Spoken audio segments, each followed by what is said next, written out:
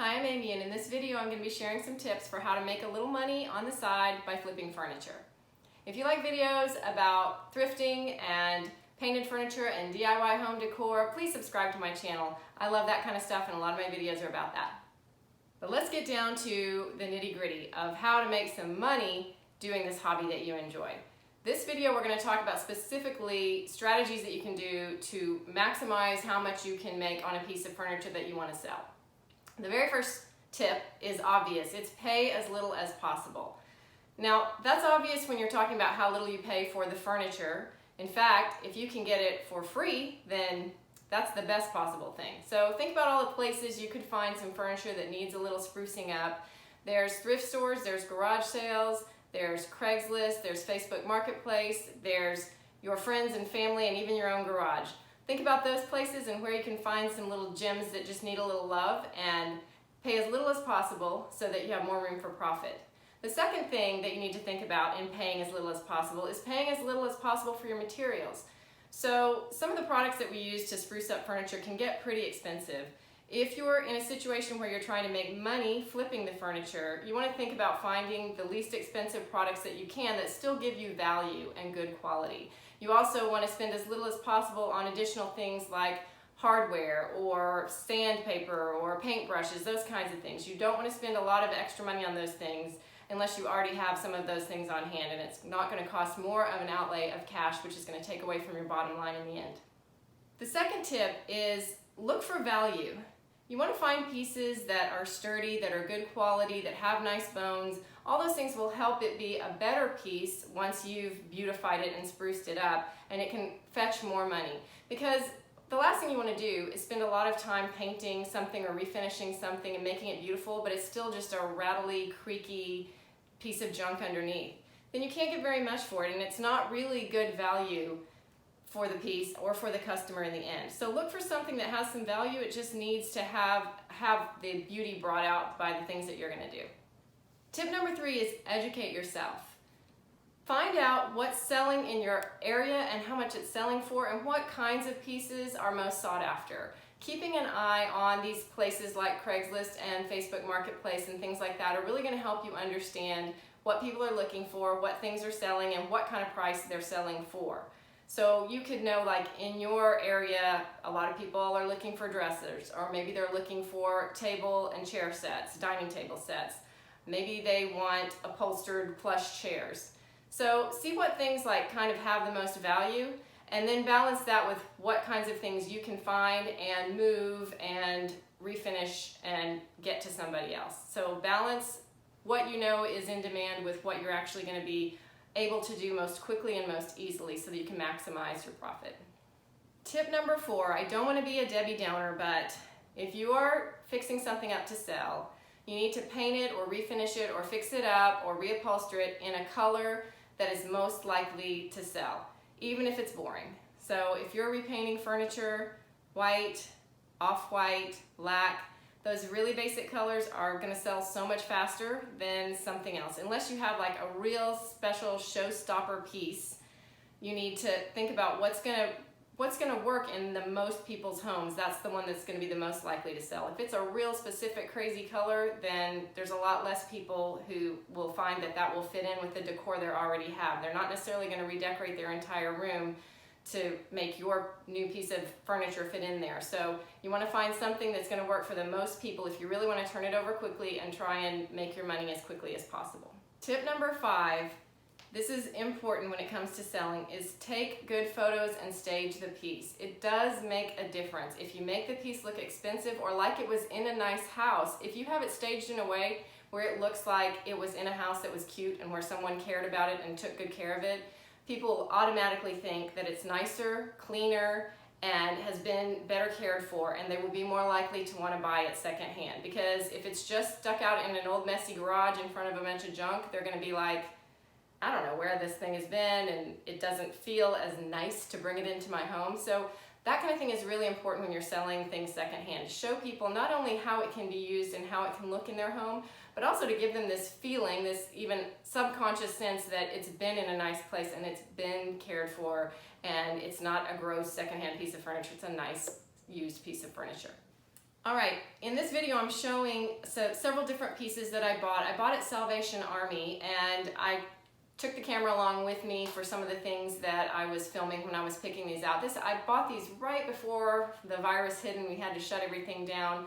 So I did not put this video together for a while because things have been so weird. But anyway, this is video I took right before all that when the world was still normal, and I'm going to show you some of the things that I was looking at, how I was kind of deciding what to buy.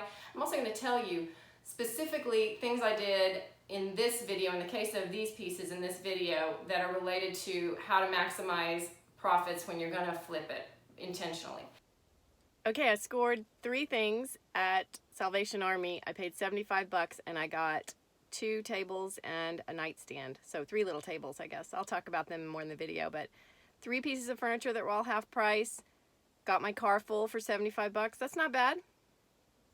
So the first thing I did was I bought 3 pieces at once, and I bought all of them on sale. There was a day when Salvation Army had literally 50% off all furniture in the store. You can only buy 3 pieces at a time and then get back in line. So I bought 3 pieces that were all at 50% off. So buying everything on sale, getting a good price for it, that's a big one. The second thing I did to maximize profit was I painted them all at once, all at one time in all the same color.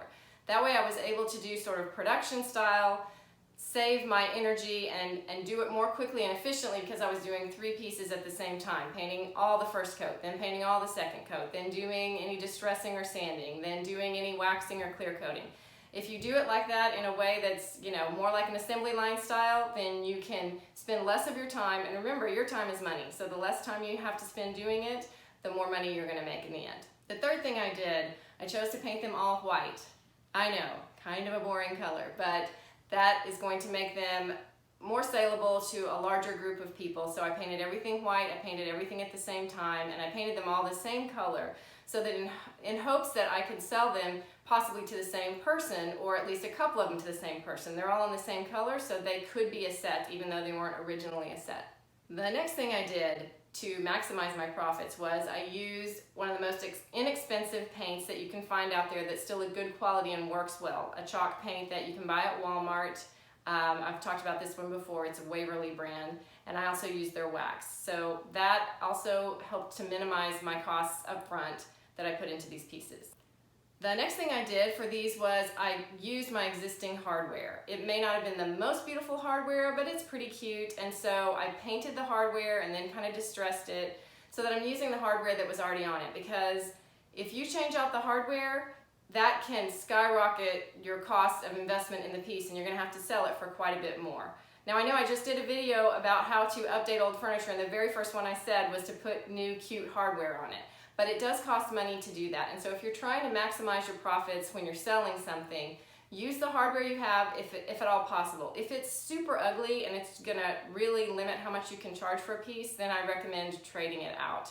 But remember that every cost you add to it is going to mean you have to charge more for it. Now, sometimes a great, super unique, beautiful piece of hardware on a simple piece of furniture can be the thing that makes it, and then you can sell it for quite a bit more. So you got to find that balance between minimizing your expenses and maximizing how much you can actually ask for the piece. If you are somebody who can collect bargain hardware or things that you see on sale or something that you take off an old piece, keep a little stash of those things, because if you can use something you already have that's nicer than the piece that's on it, then you've upgraded it without spending any money up front. The next thing I did to help make these sell to the widest possible audience and sell quickly is just do a light distressing. These are kind of a farmhouse style, and these are kind of a distressed finish. But what I did was a simple distressing that's not too heavy, because the heavy distressing that looks super old and antique and torn up is not for everyone. The final thing I did to minimize my investment in it so that I can maximize how much I make is I don't paint the insides of things unless I really need to. If they're clean and nice, just clean them really well, and then don't spend a lot of time painting the insides and bottoms if they're things that are never going to show. Another point I'll make when I'm saying that is, if you have a piece of furniture that's a brand name, that's a good brand, this coffee table I got is a good brand, and so I made sure that I left that mark inside it so that I can show that in the pictures that I take, because that makes it worth more if it's a good furniture brand. Be sure you don't ever paint over one of those marks. Make sure that you show that when you're selling it so people know what brand it is and that it's a decent brand. That will help you ask a higher price.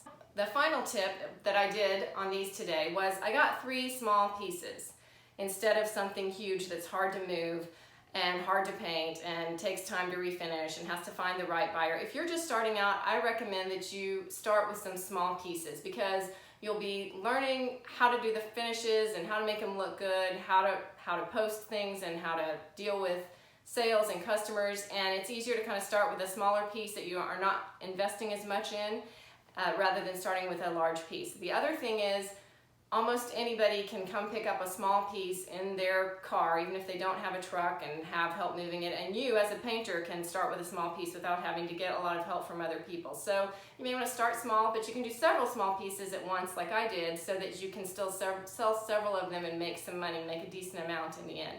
So that's a good way to start off. Okay, I hope these tips were helpful to you as far as how to refinish or repaint furniture so that it can sell and make you a profit. If you have questions, please leave them in the comments. If you've sold things yourself, please let me know what you've sold and what you do well with. I would love to hear about it. I am going to do some more videos where we talk more in depth about where to find good pieces to paint and what to do with them, and also where and how to sell them. What are kind of the best outlets right now for where to sell things. So any other questions or things you want me to address in a future video, please leave them in the comments. And like I said, subscribe or leave me a comment, and I'll see you in the next one. Thanks.